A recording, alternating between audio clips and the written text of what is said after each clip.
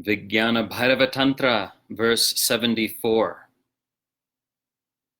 This is the final verse of the section on bliss practices.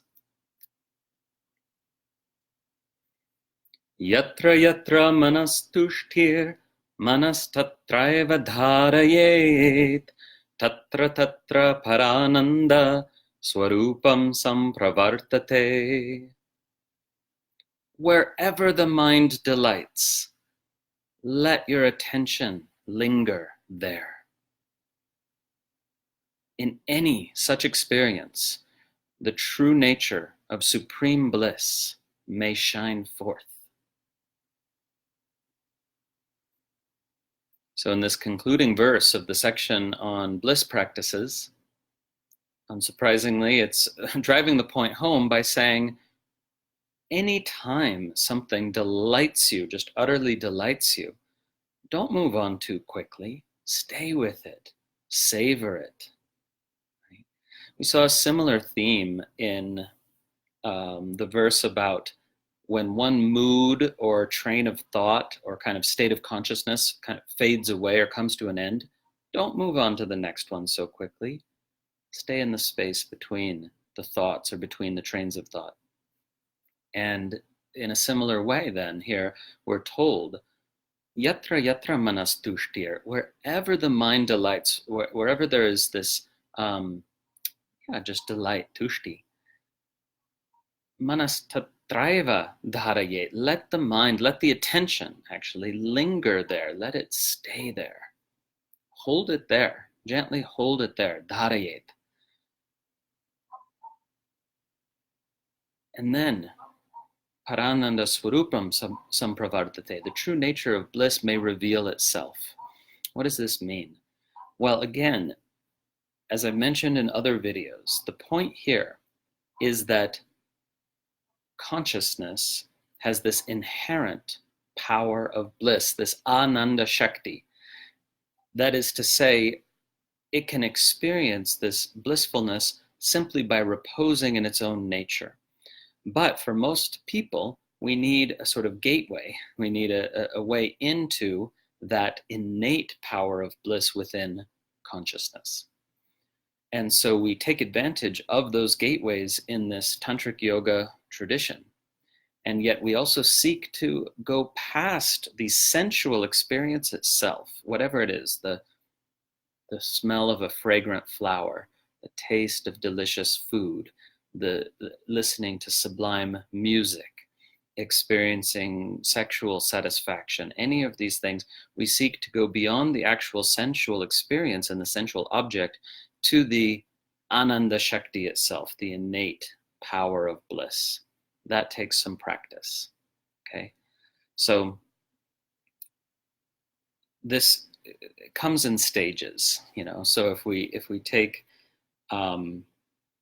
the example of, let's say you're tasting the most delicious chocolate, one of the best pieces of chocolate you've had in a long time, right? You fully immerse in that experience. And this practice is also taught, by the way, not only here in the Vijñāna-bhairava-tantra, but in its sequel as well, the blossoming of innate awareness. Many of you have studied that already. It's here in the Facebook group and on the YouTube channel. And this same teaching is given, that you savor the chocolate or whatever the sweet is, and fully experience it, become utterly absorbed in it if you can, right? So it helps if it's really good. And then as the taste fades away, you repose in what I call chocolate-flavored consciousness. And I want to be clear, this is when the taste of the chocolate is completely gone, right? There's no more chocolate taste in your mouth. Right, so you have to stay with this meditation. It takes 10 minutes often with a piece of chocolate, for it to be totally gone. But whatever it is, music, the smell of the flower, anything, you keep with it until it's totally gone, and then you notice that your consciousness is still sort of perfumed with that pleasurable sensual experience, right? That's the chocolate-flavored consciousness, even when the chocolate taste is gone.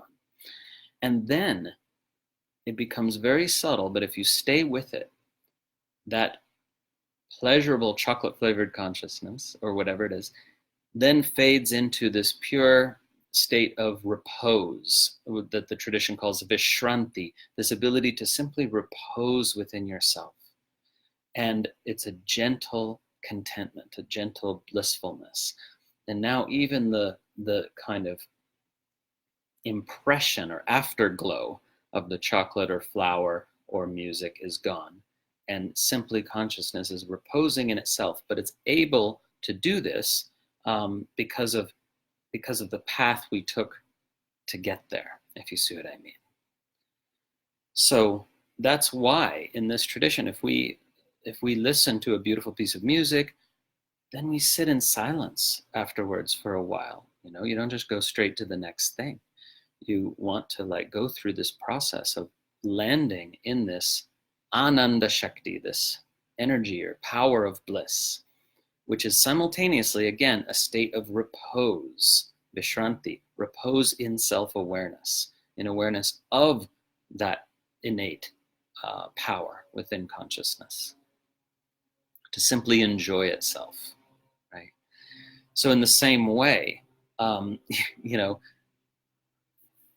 the phrase tantric sex is out there in the world today, and it's part of something called neo-tantra, not so much part of classical tantra.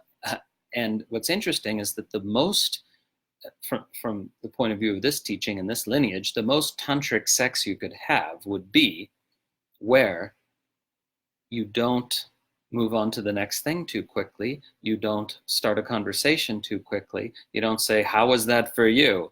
You just meditate with the energy. So this teaching is also again given in both these texts, the VBT and its sequel, to stay with that orgasmic sensation as it subsides and all the way into this simple, peaceful repose in pure awareness, which might take some time, right? So it takes a little practice because the mind does want to, like, you know, talk to the other person. Oh, isn't this chocolate great? Wasn't that sex great? Or whatever it was.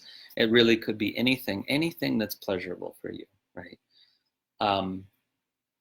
But as the sequel to the VBT says, that the blossoming of innate awareness, it works best to work with pleasurable things that slowly fade away, right? And you'll notice that in Indian classical music, there's a very slow part at the beginning, right? The alap, and then there's the music builds in intensity and sometimes reaches a frenzied fever pitch, and then gets quieter again and subsides and gets very, very quiet, and then there's that opportunity to go into pure silent presence imbued with the rasa, the flavor, if you will, of the music, the relish of the music, or whatever it is.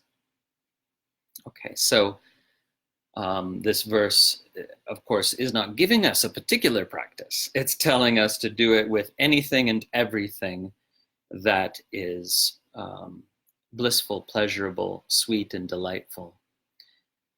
And it's great to, you know, get your friends and loved ones on board with this a little bit and say, hey, you know, I really want to just take a few minutes afterwards to be quiet and really fully feel the energy. Would you do that with me? Because oftentimes what happens is we're having the chocolate or the music or the sex or whatever, and the other people around are like, you know, they don't know this teaching. They go straight on to the next thing, which is often just talking about, like, this is our experience. But when you're talking about the experience, you're not relishing the experience. You're actually cogitating it, you know, you're thinking it, you're intellectualizing it, whether it's intellectual or not. You're you know what I mean? You're mentalizing it. So talking about it is not savoring it. Although after savoring it, then you could also talk about it. And lastly, for those who are fans of or lovers of the Trika lineage, there's this nice little double meaning here. Parānanda could mean supreme bliss, or it could mean the bliss of Parā, goddess Parā Devi, who you see above my head here. is the lineage goddess of the Trika lineage. And so this is certainly a secondary meaning here, but it's a nice pun. The true nature of the bliss of the goddess will reveal itself, which is that very supreme bliss inherent to consciousness itself. So that concludes the bliss section of the VBT. The next section, which is almost 20 verses long, is on daily life practices. I'm so excited to get to this section because it is addressing all the many opportunities in everyday life to experience this intensified and expanded awareness. So many opportunities, right? In just very, apparently mundane settings of everyday life. And so that begins with verse 75. Hope you continue to study and explore this text with us. We're almost halfway through, and this 2-year long, it will be 2 years long, 2 years, it's been a year, it will be 1 more year, this 2-year long free course, in-depth course in the Vijñāna-bhairava-tantra, of course, is made possible by my Patreon supporters, generous supporters on Patreon, 193 of them currently, whose support makes it possible for me to offer so much free content to thousands of people actually around the world. So if you want to be part of that, you can navigate to patreon.com/Harish, and I hope you join us. And on the Patreon site, we are exploring other texts in depth, texts that are not that I'm not teaching publicly. And if you want to go sort of deeper to the one step more advanced level, perhaps that happens on the Patreon group. Om.